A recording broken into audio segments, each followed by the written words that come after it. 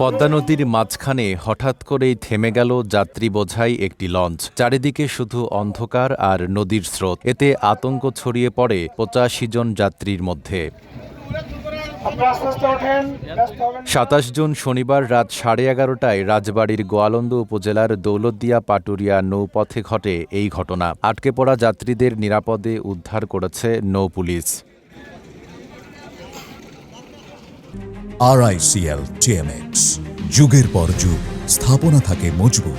জানা গেছে এমভি বোয়ালি নামের লঞ্চটি শনিবার সন্ধ্যা ৭টা ৪৫ দৌলতিয়া লঞ্চ টার্মিনাল থেকে ৮৫ জন যাত্রী নিয়ে পাটুরিয়ার উদ্দেশ্যে ছেড়ে যায়। পথে পদ্মা নদীর কুশিহাটা চরে আটকে পড়ে লঞ্চটি। খবর পেয়ে জাতীয় জরুরি সেবা 999-এর মাধ্যমে দৌলতদিয়া ও পাটুরিয়া নৌ থানার পুলিশ দ্রুত ঘটনাস্থলে পৌঁছে উদ্ধার অভিযান শুরু করে।